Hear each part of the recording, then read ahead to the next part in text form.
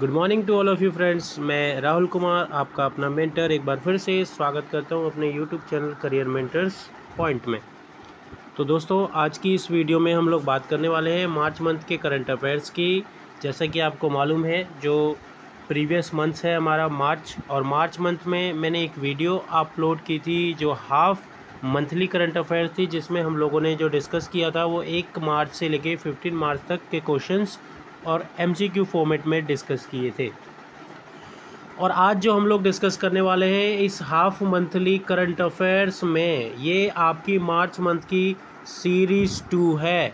Series 2 यानी कि second half monthly current affair, second half monthly current affair, जिसमें 16 मार्च से लेकर 31 मार्च तक के सभी इम्पोर्टेंट MCQ डिस्कस करने वाले हैं। तो बिना किसी देरी के हम लोग स्टार्ट करेंगे। हमारा जो सबसे पहला क्वेश्चन है दोस्तों, जैसा कि आपको मालूम है, बुक से रिलेटेड क्वेश्चंस आपके एग्ज़ाम में पूछे जाते हैं।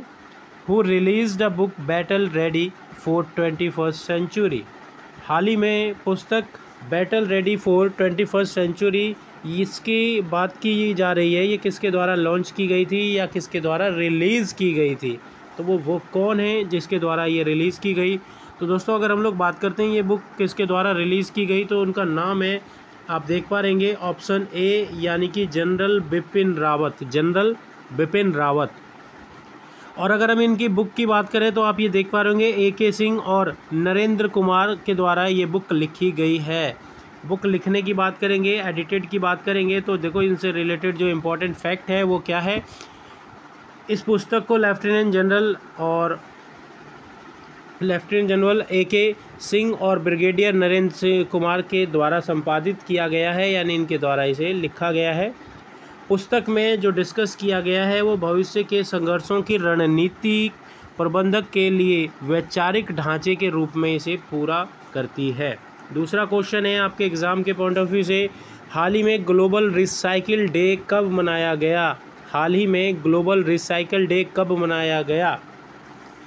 तो दोस्तों, ये जो मेरी वीडियो है जिसमें मैं आपके करंट से रिलेटेड सभी इम्पोर्टेंट MCQ डालता हूँ जो आपके वेरियस टाइप ऑफ एग्ज़ाम के लिए इम्पोर्टेंट है, चाहे आप SSC, बैंक या किसी भी प्रकार के वनडे एग्ज़ाम की प्रिपरेशन करते हैं, तो उन सभी एग्ज़ाम के लिए मोस्ट इम्पॉर्टेंट है। जैसा कि करंट अफेयर्स का रोल बढ़ता जा रहा है आपके एग्ज़ाम्स में, तो आप अगर अब तक मेरे इस YouTube चैनल पर नए हैं तो मेरे इस YouTube चैनल को सब्सक्राइब और मेरे उसके साथ साथ बेल आइकन को भी प्रेस ज़रूर कर लीजिएगा। और अगर आपको वीडियो अच्छी लगती है तो अपने सभी दोस्तों के साथ इसे शेयर करना मत भूलिएगा।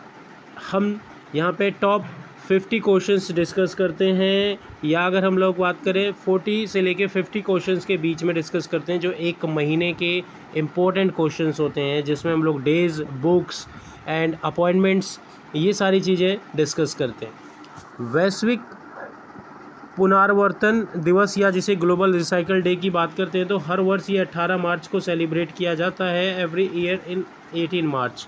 आप देख भी पा रहे होंगे, ये लिखा हुआ है इसमें, ये जो आप इमेज देख रहे हैं ग्लोबल रिसाइकल डे की, उसमें लिखा हुआ भी है 18 मार्च को ग्लोबल रिसाइकल डे सेलिब्रेट किया जाता है। इसको सेलिब्रेट करने के पीछे क्या कारण है, तो यह दिन रिसाइकिल की अवधारणा और अभ्यास को भी बढ़ावा देता है, कारण को बढ़ावा देता है के लिए हर साल पर्यावरणविद और कार्यकर्ताओं को द्वारा कार्यक्रम आयोजित किए जाते हैं। 2021 में जो आपका रिसाइकिल डे है, उसमें जो इसका थीम रखा गया है, इसका जो विषय रखा गया है, वो विषय है रिसाइकलिंग हीरोज़, रिसाइकलिंग हीरोज़ इसका थीम रखा गया है। उसके बाद हम लोग नेक्स्ट क्वेश्चन की ओर चलते हैं। तीसरा क्वेश्चन यहाँ पे दोस्तों, अभी अगर आप बैंक का एग्ज़ाम फेस कर रहे हैं तो बैंक के एग्ज़ाम में ध्यान रखिएगा, बैंक से रिलेटेड बहुत क्वेश्चन बनते हैं करंट अफेयर से। अभी हाल ही में वो कौन सा बैंक है जिसके ऊपर RBI ने पेनल्टी लगा दी, या RBI ने SBI के ऊपर जो हाल ही में वो पेनल्टी लगाई गई, वो कितने की पेनल्टी लगाई, तो हाल ही में इसने 2 करोड़, यानी कि ऑप्शन बी इसका राइट आंसर हो जाएगा तीसरे क्वेश्चन का, 2 करोड़ की पेनल्टी लगा दी। ये पेनल्टी लगाने के पीछे क्या कारण था, तो ये जो इसने पेनल्टी लगाई थी, कमीशन के रूप में कर्मचारियों का जो पारितोषिक होता है उससे संबंधित जो निर्देश दिए गए हैं आरबीआई के द्वारा, इन्होंने उसका उल्लंघन किया था और इसीलिए आरबीआई ने इनको पनिश किया या पनिशमेंट के तौर पर 2 करोड़ का फाइन या पेनल्टी इसके ऊपर लगाया गया। किसके द्वारा? तो आरबीआई के द्वारा एसबीआई पर। फोर्थ क्वेश्चन दोस्तों, किस केंद्रीय मंत्री को स्टॉप टीवी पार्टनरशिप बोर्ड का चेयरमैन बना दिया गया है? स्टॉप टीवी की बात करेंगे तो दोस्तों यहाँ पे अगर हम देखें तो यहाँ पे जो हमारे इंडिया में टीवी है, टीवी के जो मरीज़ हैं उनको कैसे रोका जाए, इसके लिए लगातार यहाँ पे चर्चाएं चलती हैं और इसका जो अध्यक्ष अपॉइंट कर दिया गया है, आप जैसा कि यहाँ इमेज देख पा रहे होंगे, ये कौन है? तो डॉक्टर हर्षवर्धन, यानी इसका राइट आंसर क्या हो जाएगा? Option D, doctor Harshvardhan. इससे रिलेटेड कुछ फैक्ट देखें तो यहाँ पे ध्यान रखिएगा, केंद्रीय स्वास्थ्य एवं परिवार कल्याण मंत्री डॉक्टर हर्षवर्धन को 3 साल के लिए इस बोर्ड का अध्यक्ष नियुक्त किया गया है। वह जुलाई 2021 से चार्ज लेंगे। भारत में 2025 तक जो आपका टीबी के मरीज हैं उनको समाप्त करने का लक्ष्य रखा गया है। 5वां और इम्पोर्टेंट क्वेश्चन है, इंटरनेशनल शूटिंग स्पोर्ट्स फेडरेशन का शूटिंग वर्ल्ड कप किस देश में 19 मार्च को शुरू हुआ है? तो वो देश है दोस्तों भारत यानी कि इंडिया में अभी हाल ही में यह आयोजन दिल्ली के कर्णी सिंह शूटिंग रेंज में हो रहा है और अमेरिका, कोरिया, यूएई और पाकिस्तान सहित कई देशों ने शूटिंग में भाग लिया है। हालांकि जापान, चीन और ऑस्ट्रेलिया, न्यूजीलैंड, मलेशिया और कुवैत के शूटर शामिल नहीं हुए हैं। कोरोना के कारण से इन्होंने इसमें शामिल होने से मना कर दिया है, चीन ने खास तौर पर मना किया था। अंतर्राष्ट्रीय आर्थिक संबंधों पर भारतीय अनुसंधान परिषद या जिसे ICRIER का कहा जाता है, तो इसका जो नया निदेशक एवं मुख्य कार्यकारी डायरेक्टर एंड चीफ एग्जीक्यूटिव किसे अपॉइंट कर दिया गया है? तो वो दोस्तों आप यहाँ पे अगर आपने इनकी इमेज देखी होगी, करंट से रिलेटेड अगर आप क्वेश्चन पढ़ते हैं तो ध्यान रखिएगा, इसका जो राइट आंसर हो जाएगा वो क्या हो जाएगा? दीपक मिश्रा, ऑप्शन बी। ये फ़ोटो भी आप देख पा रहे होंगे, इमेज भी देख पा रहे होंगे, तो ये दोस्तों दीपक मिश्रा की ही इमेज है। और इन दीपक मिश्रा की बात करें तो इन्हीं को अभी हाल ही में चेयरमैन और अगर हम बात करें डायरेक्टर के रूप में इन्हें अपॉइंट कर दिया गया है।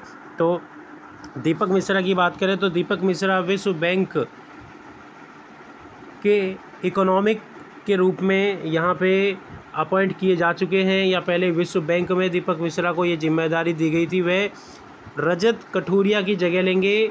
और दीपक मिश्रा इससे पहले विश्व बैंक में माइक्रो इकोनॉमिक्स कारोबार एवं वैश्विक निवेश के प्रैक्टिस मैनेजर थे। दीपक मिश्रा की बात करें 2001 से 2000 तक भारत में वह विश्व बैंक के अर्थशास्त्री भी रहे थे। ICRIER की बात करें तो Indian council for research and international economic relation, and इसके साथ साथ इनके इस्टेब्लिशमेंट की बात करें तो इसका इस्टेब्लिशमेंट कब हुआ है? 1981 में, 1981 में। यह केंद्र सरकार से जुड़ा एक थिंक टैंक है जो अंतर्राष्ट्रीय मसलों यानी मामलों के सम्मेलन को में माहौल बनाने का कार्य करता है। इसके बाद जो नेक्स्ट आपका 7वां क्वेश्चन है दोस्तों, हाल ही में WWE की बात करें तो इसमें हॉल ऑफ द फेम 2021 में किसे शामिल किया गया है? तो यहाँ पे हमारे इंडिया के द ग्रेट खली को इसमें हॉल ऑफ द फेम में शामिल कर लिया गया है। इनके अलावा अगर हम बात करें द ग्रेट खली के अलावा अंडरटेकर और उन्हीं के भाई कहे जाने वाले केन को भी शामिल किया गया है। द ग्रेट खली के साथ साथ अंडरटेकर एंड केन को भी इस हॉल ऑफ द फेम में शामिल किया गया है 2021 के हॉल ऑफ द फेम के रूप में। हाल ही में अगर हम लोग बात करें ओलंपिक के लिए क्वालिफाई करने वाली भारत की पहली महिला तलवारबाज कौन बन गई है?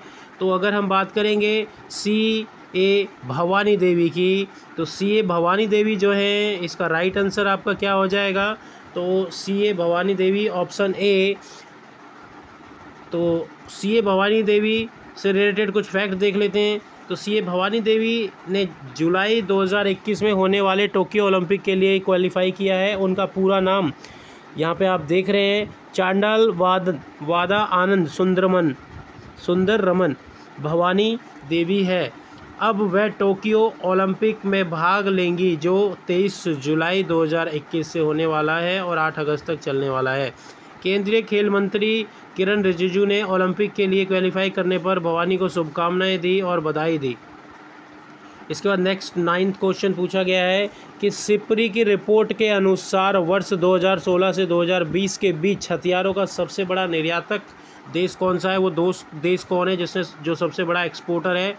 अगर हम हथियारों की बात करें तो आप सभी को मालूम होगा, अकॉर्डिंग टू सिप्री इसका जो हेड है वो कौन है, अमेरिका, यानी कि ऑप्शन ए अमेरिका वो देश है जिसने 2016 से लेकर 2020 तक सबसे ज़्यादा हथियारों की सप्लाई की है, सप्लाई करने वाला देश है।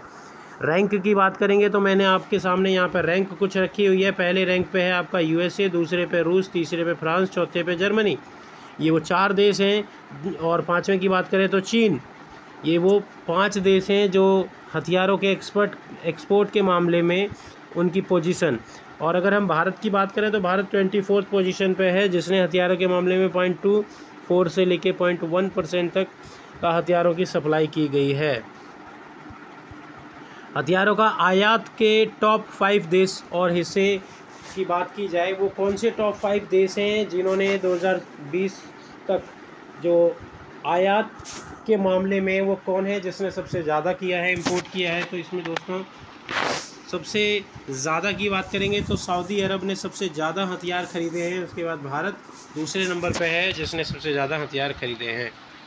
ओके फ्रेंड्स, इसी के साथ अब हम लोग नेक्स्ट क्वेश्चन की ओर चलते हैं।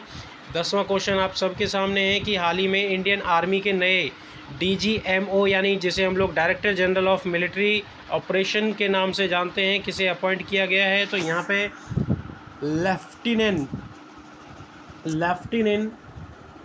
BS Raju, option A lieutenant BS Raju को अपॉइंट कर दिया गया है। आप इनकी इमेज भी देख पा रहे होंगे और इनमें नाम भी लिखा हुआ है इनका। BS राजू को 49th commander of chief corps के रूप में अपॉइंट किया गया है। लेफ्टिनेंट जनरल BS राजू इससे पहले सेना की 15वीं कोर के कमांडर थे। वह अप्रैल 2021 से DGMO पद संभालने वाले हैं। अभी तक lieutenant general Paramjit Singh DGMO के पद पर हैं, यानी कि ध्यान रखिएगा अप्रैल से इन्होंने इस पोजीशन को, इस पद को संभाल लिया है। उसके बाद वर्ल्ड हैप्पीनेस रिपोर्ट में वो कौन सा देश है जो टॉप पे रहने वाला है। लगातार अगर हम लोग बात करते हैं, चौथी बार ये टॉप पे रहने वाला देश है, वो है फिनलैंड। सबसे ज़्यादा वर्ल्ड हैप्पीनेस डे की बात करें तो दोस्तों ये किस तरीके से इसको कैलकुलेट किया जाता है या किसको रैंक 1 दी जाएगी, तो ध्यान रखिएगा इसमें वहाँ पे लोगों से ये पूछा जाता है कि भाई जो यहाँ पे आप काम करते हैं उस काम से खुश हैं या नहीं हैं, या कितनी छुट्टियाँ होनी चाहिए या क्या, ये सारी चीज़ें वहाँ से क्वेरी की जाती है। उसके बाद ही ये डिसीज़न लिया जाता है। फिनलैंड की बात करेंगे तो ये लगातार अगर हम देखें तो टॉप पे रहने वाला देश है। कुछ रिलेटेड हम लोग और भी पॉइंट देखते हैं। संयुक्त राष्ट्र की वर्ल्ड हैप्पीनेस रिपोर्ट के अनुसार यूरोप के देश फिनलैंड को लगातार चौथी बार दुनिया का सबसे खुश देश पाया गया है। रिपोर्ट का नाम वर्ल्ड हैप्पीनेस रिपोर्ट 2021 है, लेकिन आंकड़े में अगर हम बात करेंगे तो वो 2020 के ही लिए गए हैं। भारत 149 देशों की इस लिस्ट में 139वें नंबर पर है। तो दोस्तों ये जो इंडेक्स होते हैं इसको ज़रूर याद करिएगा, क्योंकि ये आपके एग्ज़ाम के पॉइंट ऑफ व्यू से भी बहुत बहुत इंपॉर्टेंट है। अगर हम देखते हैं टॉप कंट्रीज़ की तो फिनलैंड टॉप, और दूसरे नंबर पर डेनमार्क, तीसरे पर स्विट्ज़रलैंड। ये टॉप 3 कंट्रीज़ हैं। टॉप 3 कंट्रीज़ हैं अगर हम लोग बात करें, टॉप 3 देश जो कि ग्लोबल हैप्पीनेस इंडेक्स में आए हैं। उसके बाद 12वां क्वेश्चन दोस्तों बनता है कि विश्व खुशहाली दिवस यानी कि वर्ल्ड हैप्पीनेस डे कब मनाया जाता है। तो हर वर्ष 20 मार्च को वर्ल्ड हैप्पीनेस डे मनाया जाता है। आप देख भी पा रहे होंगे ये जो इमेज मैंने डाली हुई है, ताकि इसमें एक स्माइली डाला हुआ है, इसीलिए वर्ल्ड हैप्पीनेस डे की बात हम लोग करते हैं। और हंसना खेलना ये सबसे बड़ी बात है।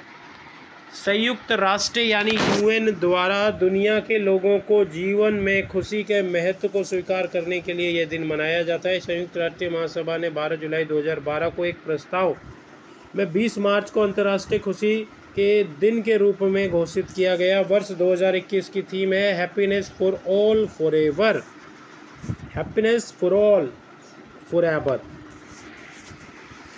13th क्वेश्चन आपसे पूछा गया है कि सामिया सुलूह हसन ने 19 मार्च 2021 को किस देश की पहली महिला राष्ट्रपति के रूप में शपथ लिया है।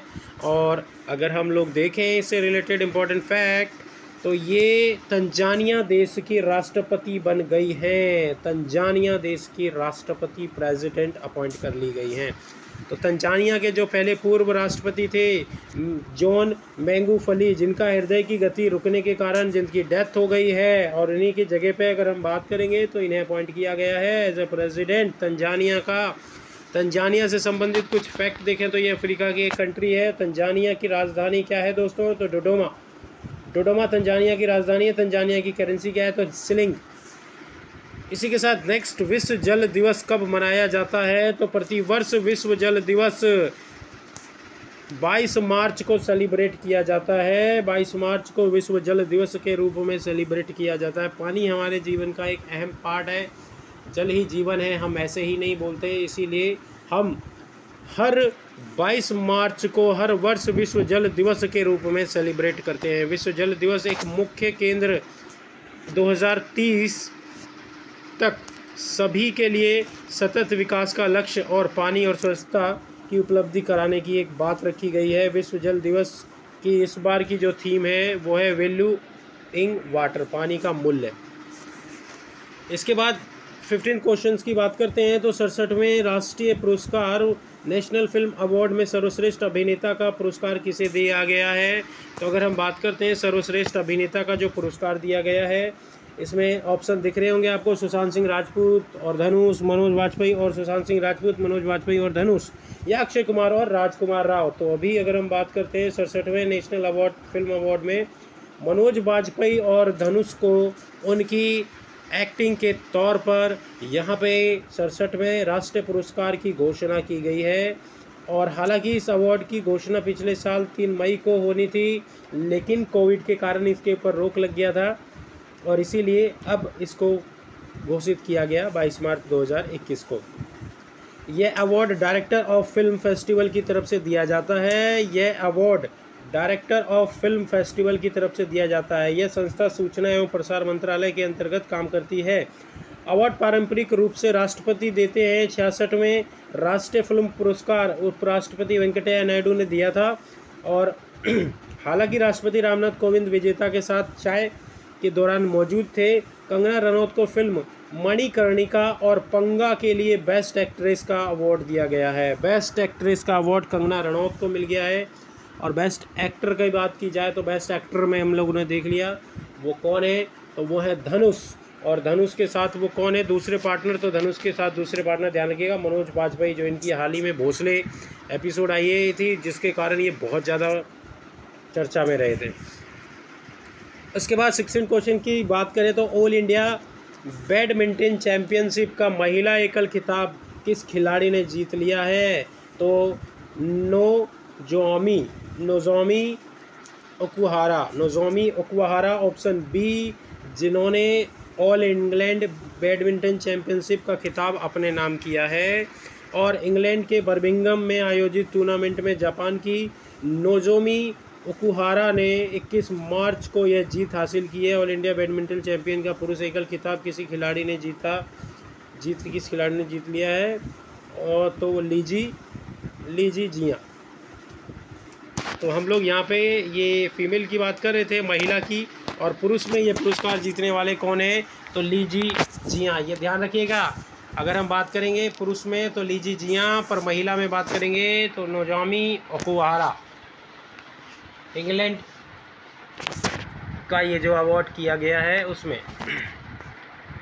17वें क्वेश्चन में यहाँ पे हम लोगों ने जो रखा है वो क्या है? वर्ल्ड मेट्रोलॉजिकल डे कब सेलिब्रेट किया जाता है? वर्ल्ड मेट्रोलॉजिकल डे कब सेलिब्रेट किया जाता है? तो हर वर्ष 23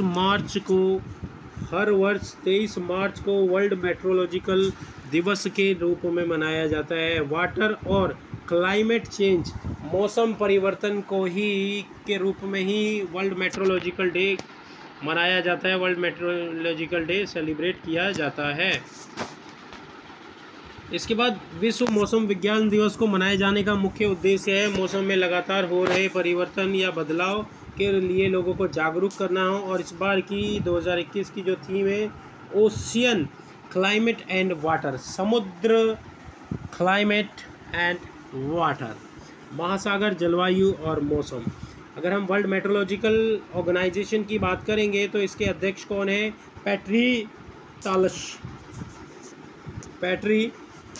तालास। और हेडक्वार्टर कहाँ है? तो जिनेवा कहाँ है? तो स्विट्जरलैंड में। हाल ही में 48वें मुख्य न्यायाधीश के लिए CJI अरविंद शरद बोबड़े ने सरकार को किस नाम का प्रस्तावना दिया है?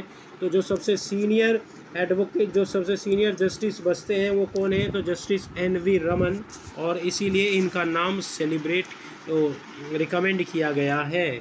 सीनियर जस्टिस, उनके नाम की सिफारिश S बोबड़े ने 24 मार्च को की है। इसके बाद राष्ट्रपति द्वारा नाम पर मुहर लगाई जाती है। पहले उसके द्वारा घोषणा होती है, फिर उसके ऊपर फाइनल डिसीजन लिया जाता है। अंतर्राष्ट्रीय बौद्धिक संपदा सूचकांक में भारत निम्न में से कौन से स्थान पर है? तो भारत की पोजीशन देखेंगे अगर हम लोग इंटरनेशनल इंटेलेक्चुअल प्रॉपर्टी में, तो वो 40 की बात की जाए तो यहाँ पे ध्यान रखिएगा, अंतर्राष्ट्रीय बौद्धिक यानी कि इंटरनेशनल इंटेलेक्चुअल प्रॉपर्टी का वार्षिक संस्करण 23 मार्च 2021 को जारी किया गया। भारत 9वें बौद्धिक संपदा सूचकांक में 53 अर्थव्यवस्थाओं में से 40वें स्थान पर है। तो भारत की अर्थव्यवस्था में क्या स्थिति है? 40वें स्थान पर है। यह सूचकांक US chamber of commerce global innovation policy centre द्वारा प्रति वर्ष जारी किया जाता है। इसके बाद 20 क्वेश्चन फिल्म फेयर अवार्ड 2021 में किसे बेस्ट अभिनेता का अवार्ड दिया गया है? तो बेस्ट अभिनेता की बात करें, इरफान खान को ये अवार्ड से नवाजा गया है। और इरफान खान के बेटे बाबिन इस अवार्ड को लेने के लिए आए थे और इरफान खान के कपड़े पहनकर ही आए थे ताकि उनकी यादें ताज़ा हो सके। 27 मार्च 2021 को मुंबई ने किया गया इस सेरेमनी में साल 2020 में रिलीज हुई फिल्मों को सम्मानित किया गया। सेरेमनी में दिव्यांगत एक्टर इरफान खान को फिल्म अंग्रेजी मीडियम के लिए सर्वश्रेष्ठ अभिनेता का खिताब नवाजा गया है। साथ ही लाइफ टाइम अचीवमेंट अवार्ड से भी सम्मानित किया गया है। इसके साथ साथ तापसी पन्नू की बात करें तो तापसी पन्नू ने अपनी फिल्म थप्पड़ के लिए बेस्ट एक्ट्रेस का अवार्ड जीत लिया है। 21वां क्वेश्चन, रक्षा अनुसंधान एवं विकास संगठन ने हाल ही में किस एंटी सैटेलाइट मिसाइल का सफलतापूर्वक परीक्षण किया है? तो हाल ही में अगर हम लोग बात करेंगे तो मिशन शक्ति मिसाइल है जिसका हाल ही में उन्होंने परीक्षण किया है। मिशन शक्ति मिसाइल, ऑप्शन सी। रक्षा अनुसंधान एवं संगठन ने हाल ही में मिशन शक्ति मिसाइल का सफलतापूर्वक परीक्षण किया है। तब से अब तक भारत अंतरिक्ष में अपनी सैन्य क्षमताओं को बढ़ाने पर लगातार काम कर रहा है। इसी का परिणाम है कि DRDO ने सेंसर और सैटेलाइट विकसित किए हैं जो युद्ध की स्थिति में ज़मीन पर मौजूद रक्षा बलों की हेल्प करने वाले हैं, मदद करने वाले हैं। विश्व बैंक ने विश्व स्तर पर 2021 और 22 के लिए भारत की ग्रोथ रेट को 7.5% से कितने प्रतिशत के बीच में रहने की घोषणा की है? तो वो है 7.5 to 12.5%। इसके बीच में भारत की अर्थव्यवस्था होने वाली है, रहने वाली है। तो विश्व बैंक ने ये जो 7.5 से लेके 12.5 तक प्रतिशत के बीच में रहने का अनुमान जताया है। विश्व बैंक ने साउथ एशियाई वैक्सीनेट नाम की अपनी रिपोर्ट के ज़रिए ये सारी बातें बताई गई है। इसके बाद नेक्स्ट 23 क्वेश्चन की बात करेंगे तो किस बैंक को Asia money best bank award 2021 से सर्वश्रेष्ठ MME बैंक चुना गया है? तो वो है आपका HDFC की बात करें जिसका बिजनेस, प्राइवेट बैंकों में दो ही बैंक चल रहे हैं, एक HDFC और दूसरा आपका अगर हम बात करें तो ICICI। इसके बाद नेक्स्ट क्वेश्चन है हमारा 24th क्वेश्चन जो आज की इस सीरीज़ का लास्ट क्वेश्चन है, उसको भी हम लोग समझ लेते हैं। 24th क्वेश्चन में भारत और किस देश के विशेष बलों के बीच हाल ही में हिमाचल प्रदेश में वज्र प्रहार संपन्न हुआ है? तो वज्र प्रहार ध्यान रखिएगा US और इंडिया के मध्य किया जाता है, एक जॉइंट एक्सरसाइज है। इस पर हमला मत कर दीजिएगा नहीं तो बहुत बुरा होगा। भारत और अमेरिका के विशेष बलों की हाल ही में हिमाचल प्रदेश में वज्र प्रहार अभ्यास का आयोजन किया गया। इस अभ्यास में हिमाचल प्रदेश के चंबा ज़िले के बकलोह में आयोजित किया गया। इस अभ्यास का आयोजन बारी बारी से अमेरिका और भारत के लिए किया जाता है। इस अभ्यास का मुख्य उद्देश्य दोनों देशों के बीच जो इंटरऑपरेबिलिटी को बढ़ा देना है। तो दोस्तों ये थे हमारे आज के क्वेश्चन, हमारे इंपॉर्टेंट क्वेश्चन जो आपके पॉइंट ऑफ व्यू से मोस्ट इंपॉर्टेंट है। और अगर आपने अब तक हमारे इस चैनल को सब्सक्राइब नहीं किया है, आप अगर इस चैनल पर बिल्कुल न्यू हैं, तो सबसे पहला जो काम आपको करना है वो ये है कि सबसे पहला जो काम करना है आपको, ये जो वज्र प्रहार है वो किन दो देशों के बीच में, तो इंडिया और यूएस के बीच में ये वज्र प्रहार संगठन सम्मिलित हुआ। कहाँ पे हुआ, तो हिमाचल प्रदेश में, भारत के हिमाचल प्रदेश में।